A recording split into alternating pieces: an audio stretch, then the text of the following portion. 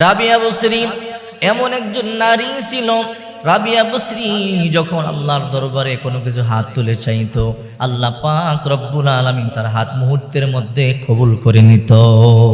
রাবিয়া বসরি যে বাড়িতে কাজ করত, মালিককে বলে, মালিক সারাদিন যত খুশি আমারে কাজ করান, কোনো আপত্তি নাই, কিন্তু আমার দুইটা কথা রাখতে হবে। মালিক বলল, কিরে রাবিয়া, কি দুই কথা বলো? বলে, এক নাম্বার কথা, বলে যখন আজান দিবে তখন আমাকে আপনি রাখতে পারবেন না, আজান দিতে দেরি আমাকে ছেড়ে দিতে হবে, আমি 5 ওয়াক্ত নামাজ সময় মতো আদায় করতে চাই। মালিক বলল, যাও যাও, তোমাকে সেই সময় আমি দিয়ে দিলাম, নামাজের সময় তুমি কাজ ছেড়ে দিও, তোমার 2 নাম্বার চাওয়াটা কি আমরা বলো? রাবিয়া বলে, মালিক যত কাজ আছে দিনের বেলা আপনি আমার দিয়ে করাবেন, কিন্তু রাত্রে বেলা আমার দিয়ে আপনি কাজ করাইতে পারবেন না। বলে, কেন? বলে, দিনের বেলা আমি আপনার কাজ করব, আর রাত্রে বেলা আমি আমার আসল মালিকের কাজ করব। মালিক মনে মনে চিন্তা করে, বুঝলাম না, আমি তার মালিক আসল, আবার মালিককে দেখবো রাত্রিবেলা সে তার কোন মালিকের কাজ করে। এইবার বললো, রাবিয়া যাও যাও, তুমি টেনশন করবা না, আমি তোমাকে রাত্রিবেলা তোমার আসল মালিকের কাজ করবার জন্য তোমাকে অনুমতি দিলাম। রাবিয়া বসরি রহমতুল্লাহি আলাইহি সারাদিন মালিকের কাজ করে, আর রাত্রিবেলা দরজা বন্ধ করে সাজদায় পড়ে মালিকের দরবারে কান্নাকাটি করে, নামাজ পড়ে, কোরআন তেলাওয়াত করে। হঠাৎ করে তার দুনিয়ার মালিক মনে মনে চিন্তা করে, রাবিয়া সারাদিন পরিশ্রম করবার পরে ঈশার নামাজ পড়ে ঘরে ঢুকে দরজা খোলে না, ফজর পর্যন্ত দরজা বন্ধ থাকে। এইভাবে দরজা বন্ধ করে কোন মালিকের কাজ করে আজকে আমি দেখব। হঠাৎ করে একদিন তার দুনিয়াবি মালিক রাবিয়া বসরি রহমাতুল্লাহি আলাইহি ঈশার নামাজ আদায় করবার পরে দরজা বন্ধ করে ঘরের মধ্যে ঢুকে গেল। ঘরের মধ্যে ঢুকবার পরে রাবিয়া বসরি দরজা বন্ধ করে দিল, ইবাদত শুরু করে দিল, জিকির আজকার শুরু করে দিল। এবার দুনিয়ার মালিক মনে মনে চিন্তা করে, হারে রাবিয়া ঘরের ভিতরে ডুইকা প্রতিদিন রাত্রে একা একা কি করে, দরজা বন্ধ করে, একটু দেখি তো।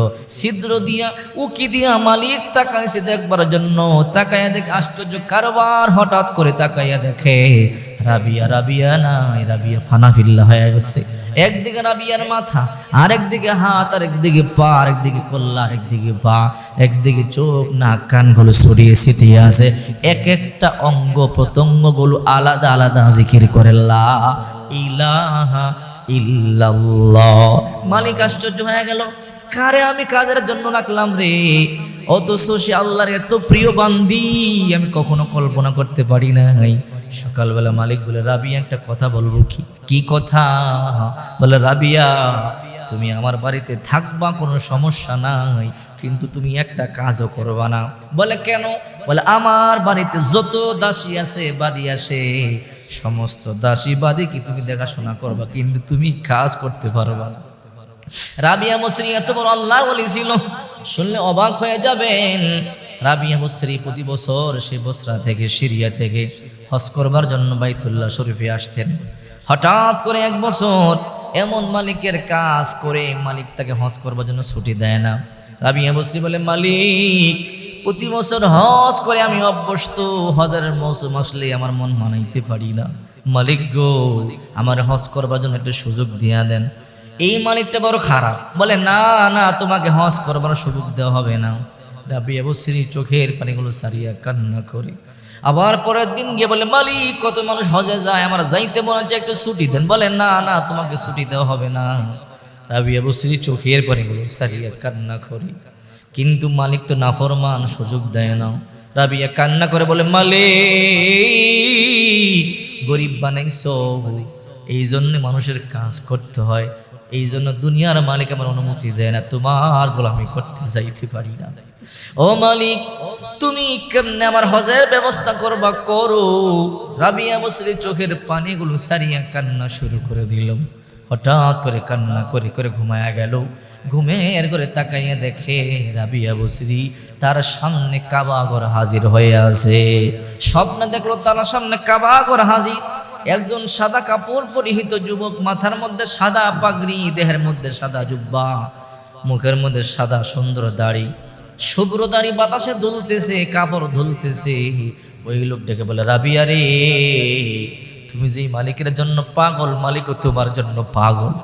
এই জন্য মালিক তোমার জন্য কামাগর পাঠাইয়া দিছে। স্বপ্ন যোগে রাবিয়া দেখতেছে, ওই লোক বলতেছে, বলে রাবিয়া রে তাওয়াফ করো, হজ করো, আল্লাহ পাক রব্বুল আলামিন তোমার হজ কবুল করবে। রাবিয়া বসরি স্বপ্ন যোগে বাইতুল্লাহ তাওয়াফ করলেন, সাফা মারওয়া সাই করলেন, হজ করলেন। ঘুম থেকে জেগে রাবিয়া বলে, আল্লাহর কসম, আমার দিলে হজ করলে যেমন শান্তি লাগে, মনে হয় আমি হজ করে এই মাত্র এসেছি, আমার এমন শান্তি লাগে।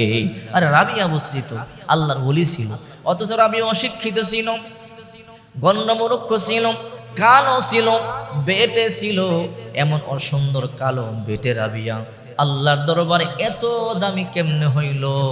টাকা পয়সা দিয়া না, সৌন্দর্য দিয়া না, একমাত্র ঈমান আর আমলের কারণে। এই রাবিয়া বসরি আল্লাহর কাছে হাত তুলে কিছু চাইতে দেরি হইতো, আল্লাহ পাক রব্বুল আলামিন দিতে দেরি করতেন না। এমন হয়েছিল ইবাদত করতে করতে এদের জিহ্বা দিয়া কোনো কিছু বের হইলে আল্লাহ সাথে সাথে কবুল করে